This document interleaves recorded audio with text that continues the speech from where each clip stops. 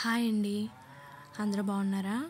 ఈరోజు వీడియోలో నేను హెల్దీ బ్రేక్ఫాస్ట్ ఎలా రెడీ చేయాలో చెప్తాను.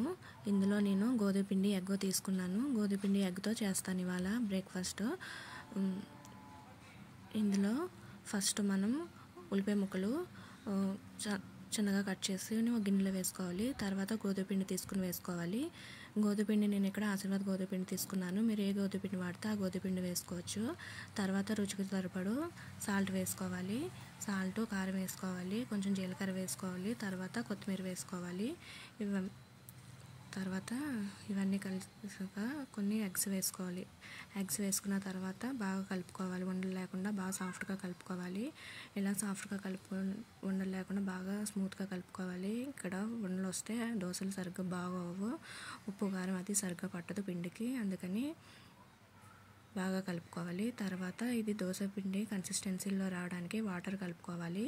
వాటర్ కలుపుకొని దోశ పిండిలాగా కలుపుకోవాలి. తర్వాత స్టవ్ వెలిగించుకుని స్టవ్ మీద ప్యాన్ పెట్టుకుని ప్యాన్కి ఆయిల్ రాసుకోవాలి.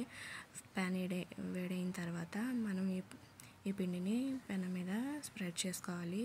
ఈ దోశలు మనకి పలుచగా రావండి, కొంచెం మందంగానే వస్తాయి. ఇది దోశలాగా స్ప్రెడ్ చేసుకుని దీని మీద ఆయిల్ వేసుకుని మీడియం ఫ్లేమ్లో కాల్చుకోవాలి. హై ఫ్లేమ్ అసలు పెట్టకూడదండి. హై ఫ్లేమ్ పెడితే దోశలు మాడిపోతాయి. అందుకని మీడియం ఫ్లేమ్లో పెట్టుకుని మీడియం టు లో ఫ్లేమ్లో అడ్జస్ట్ చేసుకుంటూ కాల్చుకోవాలి. అంతేనండి, healthy breakfast ready. Thank you.